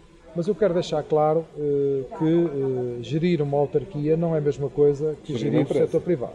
Portanto, as regras são completamente diferentes e os objetivos, e é bom que nós percebamos isto, são completamente diferentes. Nós não visamos na gestão pública o lucro, mas obviamente que os critérios de gestão são comuns. O rigor, a transparência, as boas práticas são critérios comuns, e, portanto, digamos que essa experiência de vida que eu tenho, naturalmente que é o currículo, digamos assim, que eu vou transportar para a autarquia, naturalmente que pretendo disponibilizar a minha experiência de vida e a experiência de vida das pessoas que me acompanham, colocando ao serviço da autarquia, colocando ao serviço dos oliveirenses, como é evidente. Mas claro que para isso conto com os colaboradores da autarquia, que são fundamentais nesse processo. Porque estamos na sala de visitas da cidade do Conselho, volto de novo a falar de um tema que tem sido pendente ao longo dos últimos anos, mas é que nada se tem feito. O que é que vamos fazer com a estalagem de São Miguel? João, é assim, eu não sei, eu tenho algumas dúvidas se não se fez porque não se quis, se não se fez porque não se teve capacidade para se fazer. Bem, chegou a aventar-se a hipótese que havia naturalmente alguém que gostaria um privado que gostaria de Pois, eu não sei, eu acho que a autarquia tem este problema por resolver há tanto tempo, e aquilo que eu sinto é que não houve uma procura ativa de uma solução para resolver este problema. O que é que eu levo a dizer há uma isso? vontade, porque repara, nós mesmo no seio do Executivo Camarário, nós chegamos a disponibilizarmos para colaborar com quem tinha responsabilidades executivas para encontrarmos uma solução para este problema. Isto passaria por fazer uma avaliação do espaço, passaria por lançarmos um concurso de ideias para o espaço, enfim, havia uma panóplia de soluções que nunca foram sequer equacionadas, nunca passou do plano das intenções. Isto é absolutamente lamentável. Porquê? Porque este espaço é um espaço que resultou de um esforço de um conjunto de pessoas, de um conjunto de ilustres oliveirenses. Não foi fácil levantar aquele espaço, não foi fácil construí-lo, e, portanto, nós temos que honrar esse legado, temos que honrar a memória dessas pessoas que tanto trabalharam para tornar possível aquela estalagem, aquela realidade. Sendo vontade do Executivo manter aquele espaço com o mesmo tipo de resposta, uma resposta de natureza turística, é evidente que temos que encontrar soluções, e essas soluções passam por procurar investidores, por procurar de forma ativa, socorrendo-nos de empresas especialistas, digamos, na promoção deste tipo de espaços e na captação desse tipo de investidores, de forma a que tenhamos alguém que pegue naquilo e decididamente lhe dê uma resposta. Aquele local é um local paradisíaco, é o único na região. Temos as piscinas logo ali ao lado. É o único na região, nós temos a oferta que não se resume ao espaço, é complementada com as piscinas, como disse, com o equipamento de restauração, com toda esta envolvência paradisíaca que aqui está, com uma resposta que a curto prazo vai ser construída, que é o Centro Interpretativo do Vidro. Estamos a 2 passos do centro da cidade e, portanto, é absolutamente estranho que nós não tenhamos tido a capacidade, ou a vontade, se quiser, eu vou ser um bocadinho mais duro, a vontade de ultrapassar este problema. É evidente que nenhum de nós está satisfeito com isso, é evidente que esta é uma das críticas, eu acho que é uma das críticas fundadas que se faz à inoperância do Executivo, e, portanto, é uma questão que nós temos que ultrapassar. E essa questão, e ultrapassar esta questão, passa por lhe dar atenção, por procurar alguém que invista e, naturalmente, a própria Câmara estar disponível para encontrar uma solução, porque, obviamente, fala-se que o número de quartos que existem, os 13 quartos ou 14 quartos que existem, são manifestamente insuficientes para tornar viável para tornar economicamente viável uma solução na área de turismo. Pois, mas a Câmara tem que estar disponível para coacionar outras possibilidades, a ampliação do espaço, se necessário for, de forma a que o investimento seja naturalmente apetecível e que permita que o retorno para o investidor, porque obviamente nenhum privado vai ali investir se não tiver retorno financeiro, se não tiver lucro com esse investimento. E, portanto, nós temos que criar condições para que apareça esse investidor. Se for uma escola, já se falou também numa escola de hotelaria, já se falaram em tantas soluções possíveis. Agora, obviamente que aquele espaço não pode continuar mais 10 anos ali, enfim, votado ao mais completo abandono, a degradar-se. Hoje é uma pálida imagem daquilo que foi no passado e, obviamente, que vamos procurar resolver, vamos procurar envolver os oliveirenses na resolução, mas é evidente que essa é uma das grandes preocupações também. Com a carvanada que temos aí o Natal à porta, falamos da alimentação de Natal e de alguns, no caso residentes a sul do concelho, que se queixam porque a alimentação não vai, por exemplo, desculpa a passa a publicidade, até à zona sul, neste caso até o Intermarché, o comboio turístico também. São alguns reparos que aqui lhes deixamos porque são algumas confidências que nos vão trazendo também. Não sei porque é que não vai, não faço ideia. Mas qual é a sua opinião? A minha opinião é que acho que deve ir. E vai fazê-lo? Vou fazê-lo, vou procurar fazê-lo. É evidente que dentro do quadro de rigor orçamental que nós vamos procurar imprimir àquilo que são as decisões da autarquia, é evidente que nós temos que perceber que vamos ser confrontados com uma realidade, vamos ter que perceber a realidade com que vamos ser confrontados. Estou a falar naturalmente da realidade económica, das penalidades e dos compromissos que estão assumidos pela autarquia e depois, naturalmente, em função dessas disponibilidades, se tivermos possibilidade de o fazer, é evidente que faz todo sentido que nós estendamos a iluminação de Natal e tudo o que são as experiências de Natal até à parte sul da cidade. Porque, enfim, mais uma vez, trata-se... Está um pouco ao abandono. Está um pouco ao abandono e trata-se de uma questão de equidade, quer dizer, eu ouço estes desabafos, ouço essas críticas por parte dos comerciantes. Então não sou eu. Pronto. Não é só o João Araújo que ouve isso e infelizmente é um bocadinho difícil de explicar porque é que existem zonas onde essas respostas são criadas e zonas onde essas respostas há muitos anos não são criadas. Tudo acaba ali no centro de desporto, não sei se zona desportiva, mas não. Tudo acaba ali e obviamente que eu percebo essas críticas que são feitas e acho que essas críticas são inteiramente justas. Está no pensamento do novo Presidente da Câmara, o Engenheiro Joaquim Jorge, pedir alguma auditoria às contas da Câmara? Não? Está no pensamento. E o que leva ela vai ser feita. Não, é um instrumento de trabalho. Basicamente é um instrumento de trabalho. Aquilo que nós entendemos é que nós temos que perceber exatamente aquilo que herdamos, o ponto de situação em que iniciamos o nosso trabalho e a auditoria é um dos modelos que existe, porventura o mais eficaz, que permite fazer uma radiografia rigorosa da situação da autarquia, portanto essa radiografia nós queremos tê-la, portanto nós não queremos ser surpreendidos durante a governação com coisas com as quais não estávamos a contar e portanto nós queremos antecipadamente saber tudo o que nos espera. Dizia também naturalmente que ia cumprimentar todos os funcionários da autarquia e para ver as suas funções, o que é que faziam ou naturalmente naquilo em que estavam empenhados. O que é que leva a dizer isso e a fazer isso também? Bom, o que me leva a dizer isso é que enfim, não tenho dúvidas nenhumas, sempre o disse, que o maior património que a autarquia tem são os seus recursos humanos, são os seus colaboradores. Claro. E, portanto, eu quero colaboradores que estejam fortemente motivados, que estejam fortemente empenhados, em primeiro lugar, em construir uma imagem do funcionário público substancialmente diferente desta, que se tem, de uma forma generalizada e, na minha opinião, errada, sobre aquilo que é a dedicação e a qualidade dos funcionários públicos. E, portanto, eu gostaria muito, e julgo que nenhum funcionário público gosta de uma imagem onde nós achamos que o funcionário público está sempre a olhar para o relógio, para a hora de ir embora, que não trabalha, que passa a vida fora do espaço, que não tem, digamos, ninguém a tutelá-lo, que não tem hierarquias. Eu julgo que isso não corresponde à verdade. Nós temos funcionários públicos que prestam um serviço de grande qualidade, são, enfim, funcionários dedicados, mas obviamente que é preciso explicar-lhes o que queremos deles. É preciso dizer-lhes claramente aquilo que pretendemos fazer, como pretendemos fazer e, naturalmente, que para lhes exigirmos que prestem serviços públicos de qualidade, temos que lhes dar condições para que o possam fazer.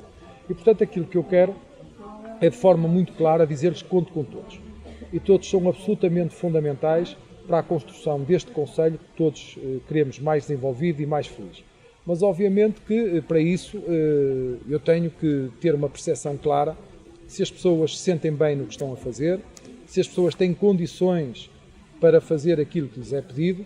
E outra coisa que eu acho que é muito importante é dizer de forma muito clara que os seus contributos, as suas opiniões, as suas sugestões vão ser tidas em conta, vão ser valorizadas e que aquilo que podem contar por parte do Executivo Camarário é enfim, um conjunto de pessoas, por um lado, fortemente empenhadas em valorizar o papel do funcionário público e, por outro lado, em motivá-las, em envolvê-las naquilo que é um desígnio coletivo, que é este desígnio de prestarmos um serviço público de grande qualidade que seja reconhecido pelos oliveirenses. E, portanto, nós vamos ter uma relação que espero completamente diferente com os funcionários públicos da autarquia, uma relação de grande cumplicidade, mas também uma relação de grande responsabilidade, onde vamos procurar introduzir critérios, obviamente, de gestão que permitam que as pessoas percebam quais as regras que existem, quais as regras pelas quais nos devemos pautar,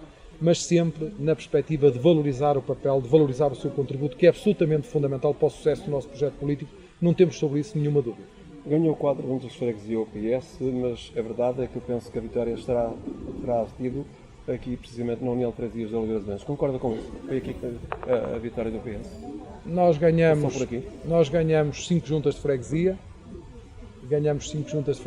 É evidente que esta União de Freguesias de Oliveira das Meias foi uma vitória saborosa, como é evidente, porque trata-se da maior União de Freguesias do nosso concelho, com uma grande densidade populacional, e é evidente que nessa perspectiva foi um grande resultado, foi um grande sucesso. Mas em contrapartida perdeu, por exemplo, Nogueira do Cravo, a União de Freguesias. Perdemos Nogueira do Cravo, Pindelo, perdemos Loureiro e perdemos também a União de Freguesias de Pinheiro da Imposta, Palmares de Trabanco. E ganhamos, já lá vamos falar. Ganhamos Fajões e ganhamos a União de Freguesias de Oliveira das Meias e ganhamos a União de Freguesias de Oliveira das Meias, e deixe-me que lhe diga que ganhamos com um candidato que eu tenho a certeza que oferece garantias enfim, a todos os oliveirenses. Essa foi uma vitória, desculpe interrompê-lo, foi uma vitória para si toda inesperada ou não? Não foi uma vitória inesperada. Tendo em conta que o adversário já tinha sido vereador na Câmara Municipal, de resto. Sim, mas eu conheço a resiliência e a persistência do professor Manuel Alberto, conheço a sua combatividade, conheço a sua capacidade para envolver as pessoas, para motivar as pessoas, e quando nós escolhemos o professor Manuel Alberto, nós percebemos claramente que tínhamos ali alguém que ia disputar o resultado até ao último momento, que ia estar fortemente empenhado, fortemente motivado para conquistar aquela União de Freguesias, e à medida que o tempo foi passando, nós fomos consolidando esta ideia e fomos percebendo que estava a desenvolver-se ali uma candidatura ganhadora, que estávamos ali a criar condições para que na noite eleitoral tivéssemos aquela grande alegria, e obviamente que não foi de todo inesperada, foi a confirmação daquilo que nós estávamos à espera. Agora é evidente que estamos a falar de alguém que, oferecendo garantias aos oliveirenses, estou certo também que nos causará imensos problemas ao Executivo Camarário, porque não será pelo facto, será certamente um dos presidentes de junta de freguesia mais exigentes.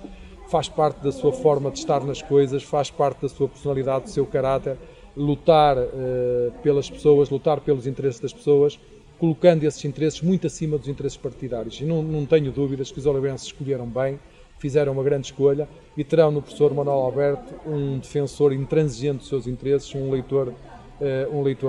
lutador aguerrido pela criação de condições nestas 5 freguesias, e certamente será um presidente de junta que pressionará muito, que perturbará muito todos os elementos do Executivo para que trabalhemos em prol destas freguesias. Que explicação encontra neste caso para a perda da União de Freguesias do Pinheiro da Imposta?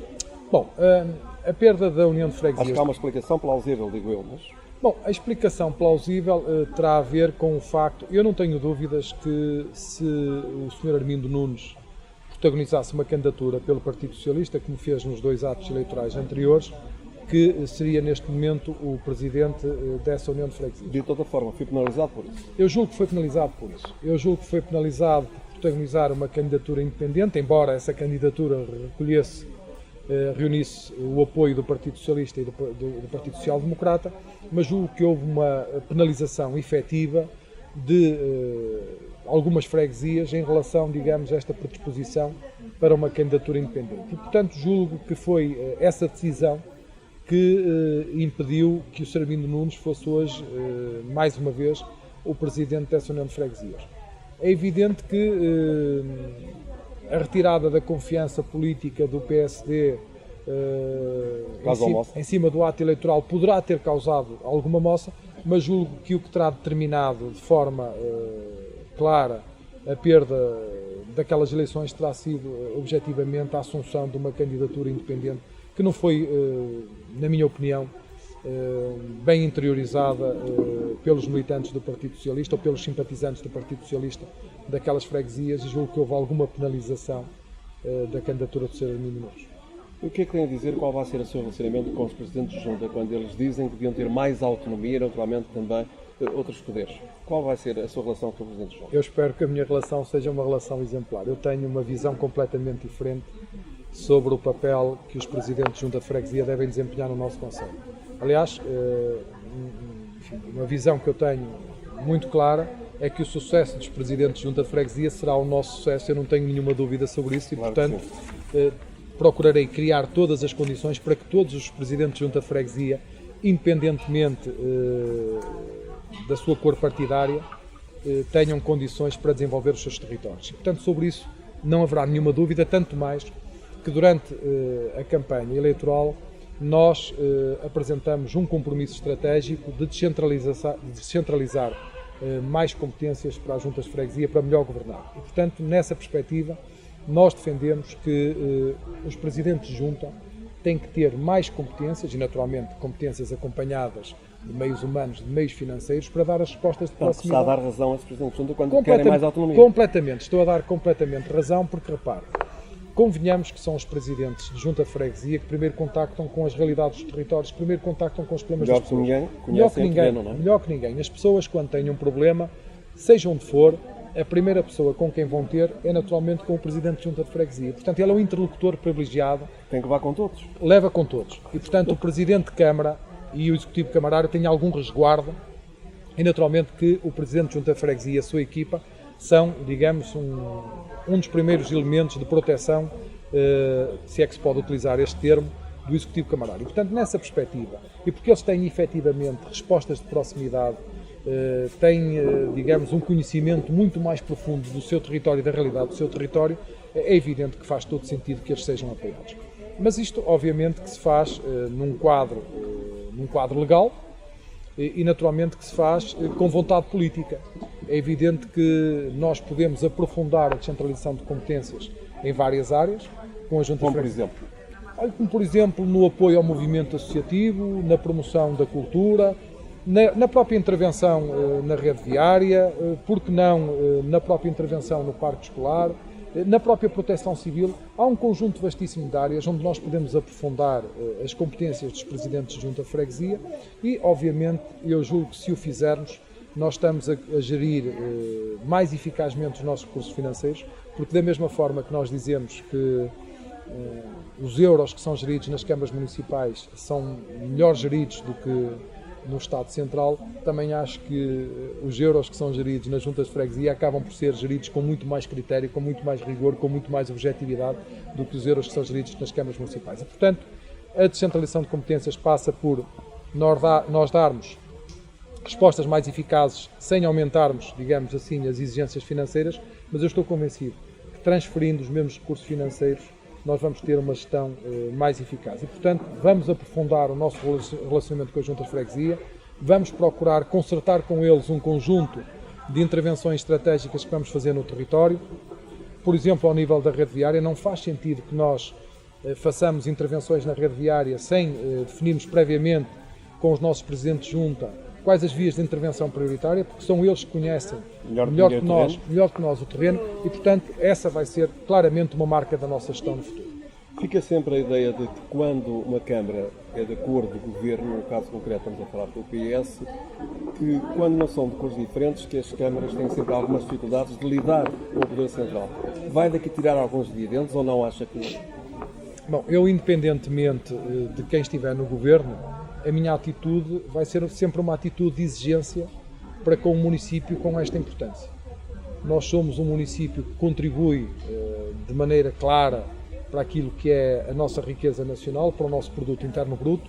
Somos um concelho que emprega muita gente, somos um concelho que cria dinâmicas económicas e sociais relevantes para o país e, portanto, vamos exigir que a tutela tenha uma atenção, a atenção que merecemos, a atenção que nos é devida, independentemente de quem está, num dado momento, a presidir aos destinos do país. E, portanto, sobre isso, eu julgo que essa aqui é uma falsa questão.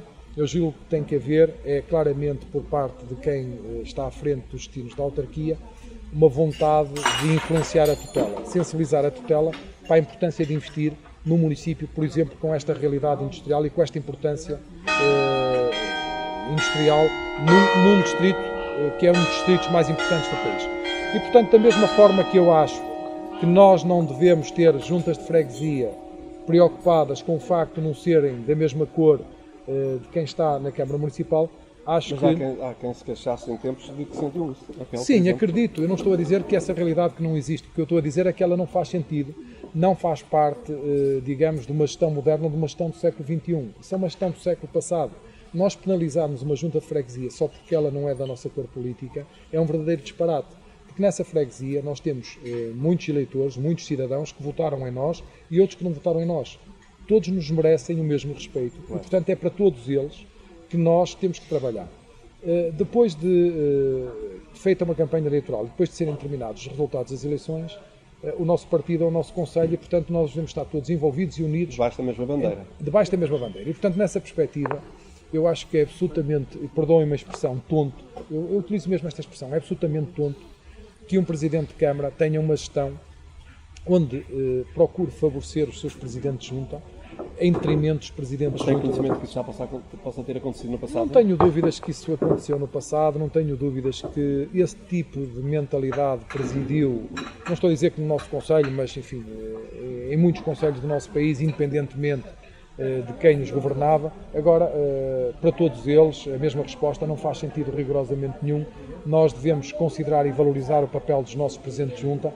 O trabalho que eles fazem é um trabalho extraordinário, é um trabalho hercúleo, de uma grande complexidade e, portanto, nessa perspectiva, eles merecem todo o respeito, toda a consideração e terão esse respeito e essa consideração por parte deste tipo camarário. Quem me conhece sabe que não é possível que as coisas funcionem dessa maneira. Eu próprio tive a oportunidade de telefonar a todos os Presidentes de Junta e dar-lhes precisamente, não só, naturalmente, os parabéns pela sua eleição e desejar-lhes felicidades para todo o mandato, mas dando-lhes garantias claras de que podem contar comigo para tudo o que for necessário.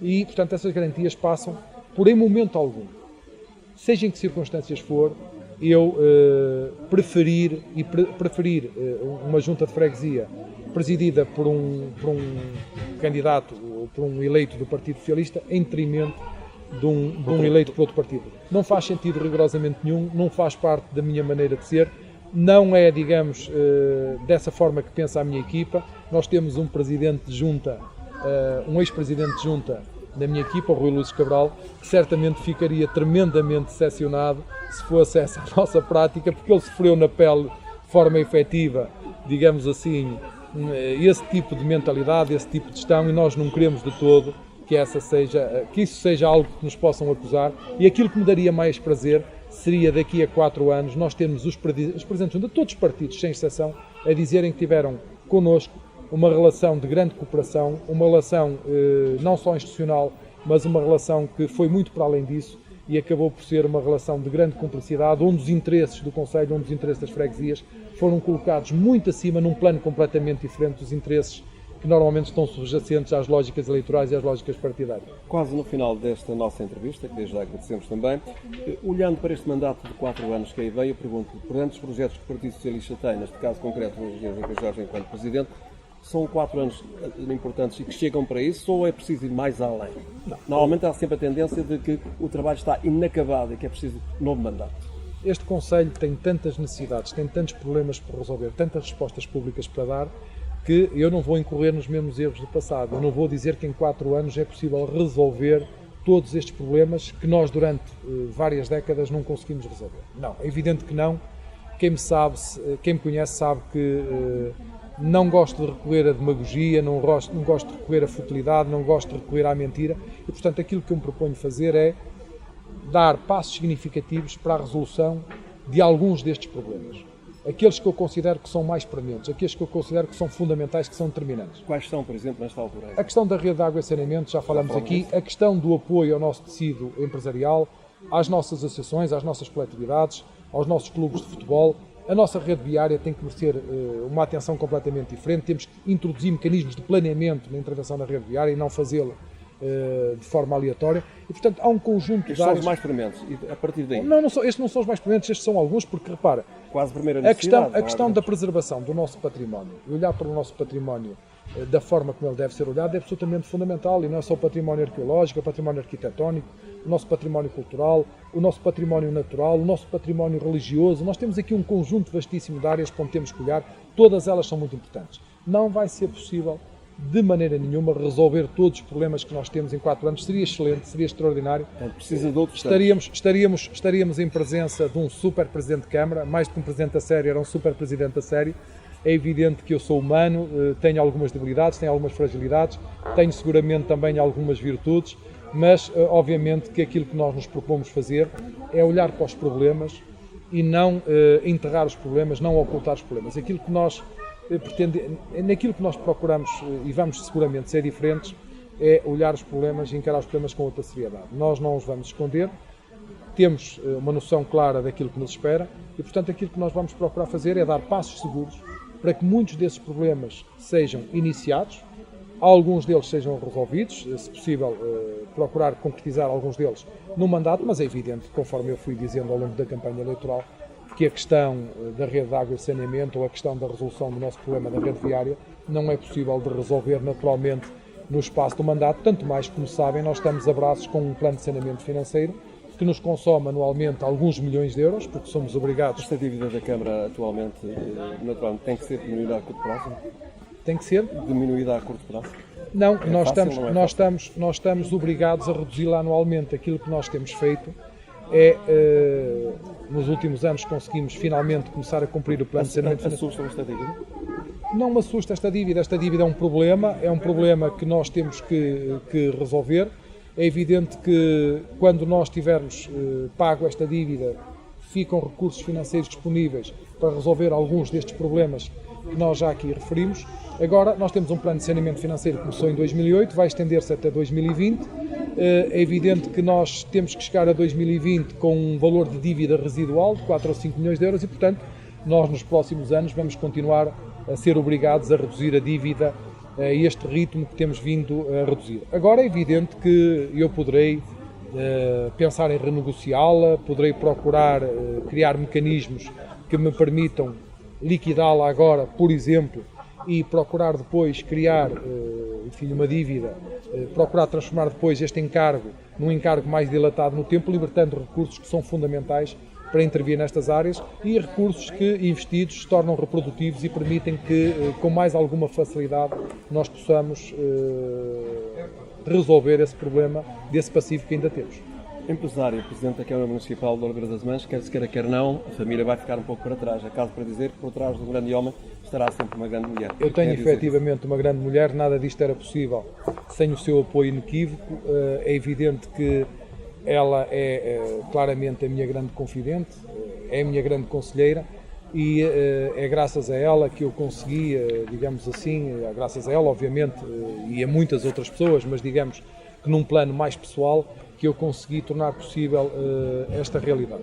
É evidente que aquilo que eu procurei fazer com ela e com a minha família, de há muitos anos a esta parte, porque este esforço não é um esforço que comece a partir de agora, do próximo dia 23, pelas 18h30, que é a tomada de posse, fui informado há pouco, mas é um esforço que já vem sendo desenvolvido há uns anos largos a esta parte, e isto consegue-se transformando os momentos que temos juntos em momentos de grande qualidade. É isso que nós procuramos fazer sempre, quando estamos juntos, procuramos que esses momentos sejam momentos fortemente rentabilizados, momentos onde nós, enfim, desfrutemos uns dos outros e procuramos, obviamente, dessa forma, atenuar um pouco os momentos que nós devíamos, mas não podemos passar juntos. Eu sabia que ia ser assim, ela sabia que ia ser assim, as minhas filhas sabiam que ia ser assim e, portanto, eu julgo que nós, neste momento, a nossa família passou a ser um pouco maior, é a família oliveirense. Temos uma família a que temos também que dar resposta e, sob esse ponto de vista, eu julgo que quer eu, quer ela, percebemos que é por uma boa causa, é por um bem maior e, portanto, estamos disponíveis para fazer este sacrifício pessoal em prol dos oliveirenses, todos os oliveirenses. Enquanto mensagem final e antecipando já a sua tomada de posse, o que é que vai dizer aos oliveirenses? Que mensagem quer passar? Eu vou passar uma mensagem aos oliveirenses de uma grande confiança e esperança no futuro. E vou-lhes dizer que os oliveirenses têm um legado histórico que muito nos honra. Nós não temos nada que nos envergonhe no nosso passado e, portanto, esse legado é um legado que nós temos obrigação de honrar. E a melhor forma de o honrarmos é construirmos um futuro muito mais feliz para os nossos filhos. E aquilo que eu me proponho fazer é, acreditando na nossa capacidade coletiva, nas provas que nós temos dado ao longo da nossa história, é obviamente reunir todos estes recursos endógenos, o nosso bairrismo, a nossa capacidade empreendedora, o gosto que os nossos empresários têm pelo risco, as nossas dinâmicas associativas, a forma como os oliveirenses sentem e vivem na sua terra, em torno deste grande objetivo de transformar Oliveira das Meias num dos melhores concelhos do país para viver, investir e trabalhar. E é isso que eu me proponho fazer. Eu quero que os oliveirenses, daqui por 4 anos, olhem para trás e sintam que o seu concelho mexeu, que o seu concelho evoluiu. E gostaria muito que nós abandonássemos... Não quero que nada fique como antes. Eu preservo muito o nosso passado. Eu não vou, acho que seria tremendamente injusto e tremendamente deselegante renegar aquilo que é o legado que nos é deixado. Houve muita gente que trabalhou muito e gente que esteve à frente de executivos camarários para que nós tivéssemos a realidade que temos hoje. E, portanto, nós devemos a essas pessoas também uma palavra de apreço, uma palavra de agradecimento e reconhecimento por aquilo que foi feito. E, portanto, da minha parte, não contarão com caças às bruxas, nem contarão com, claramente, desprezo em relação àquilo que foi feito até agora. Aquilo que nós sempre criticamos foi um conjunto de políticas públicas que, a nossa opinião, e decisões públicas, que, a nossa opinião, foram erradas e deviam ter sido diferentes. Um conjunto de prioridades que foram assumidas que, na nossa opinião, foram erradas. Agora é evidente que nós, eu quero deixar isto bem claro, eu acredito, sinceramente, que mesmo estas decisões, que, a nossa opinião, foram erradas, e na opinião dos oliveirenses também, porque foi isso que foi traduzido no sufrágio eleitoral, foram tomadas, enfim, as pessoas julgando que estavam a fazer o melhor pela sua terra. Eu não tenho dúvidas nenhumas, eu não acredito que nenhum partido, nenhum político oliveirense queira o mal para a sua terra, muito pelo contrário. E, portanto, nós estamos a falar de perspectivas diferentes para a resolução dos problemas, soluções diferentes para a resolução dos problemas. E, portanto, nessa perspectiva, aquilo que eu tenho a dizer aos oliveirenses é, pegando nisto que nos foi deixado, potenciando tudo isto que nos foi deixado, vamos trabalhar para que este concelho daqui a 4 anos seja um concelho substancialmente diferente do concelho que temos hoje e de um concelho para melhor, despindo as cores partidárias, porque eu acho que isto é tremendamente importante. Eu gostaria muito de poder contar, e aí é uma alfinetada, é uma maldade que eu vou deixar aqui aos meus colegas de executivo, porque é assim que eu gosto de os tratar, do PSD, que vão fazer parte do executivo. Eu gostaria muito de poder contar com eles. Vai distribuir algum plano a esses deputados do PSD? É uma situação que ainda estamos a estudar, é uma situação que ainda estamos... Hoje mesmo à noite vamos ter uma reunião precisamente para discutir essas questões, mas eu gostaria que, independentemente de ser atribuídos ou não pelouros, que eles se sentissem verdadeiramente envolvidos na gestão da autarquia. Eu não gostaria que o papel da oposição fosse desvalorizado como foi desvalorizado no passado. O papel da oposição é muito importante e os contributos que a oposição dá, muitas vezes são contributos que devem ser tidos em conta. E eu gostaria muito de envolver esses quatro... Mas a melhor forma de desenvolver não era distribuir pelouros também? Não necessariamente, repare, não necessariamente. Nós tivemos, nestes últimos 8 anos, o Partido Socialista na oposição, sem nenhum pelouro, e nós não nos coibimos de apresentar as nossas propostas. Apresentamos centenas de propostas e muitas delas foram acolhidas pelo Executivo. Nós apresentamos em 2013, na nossa campanha eleitoral, um conjunto de propostas que depois foram implementadas e bem, pelo Executivo Camarário. E, portanto, nessa perspectiva, o que eu quero dizer é que mais importante que ter pelouros é quem está a servir um Executivo Camarário estar permanentemente disponível para contribuir para que se encontrem soluções que permitam a resolução dos problemas e a melhoria das condições de vida das populações. E é exatamente isso que eu espero desses colegas que vou ter no Executivo, mas também aquilo que eu vou procurar fazer é, em cada momento, corresponsabilizá-los por aquilo que está a ser feito, envolvê-los na gestão, convidá-los para trazerem ideias para essa gestão e, portanto, na prática isto significa, muito simplesmente, respeitá-los. É isso que nós vamos fazer seguramente. Engenheiro Joaquim Jorge, o novo Presidente da Câmara Municipal de Oliveira das Mães, foi um prazer estar a conversar consigo Prazer com foi meu. Cidades Online Obrigado. e que venha a ter todo sucesso e que tudo venha a correr conforme também o seu desejo. Nós teremos também portas abertas para o receber sempre. Muito obrigado. Muito obrigado. Boa tarde.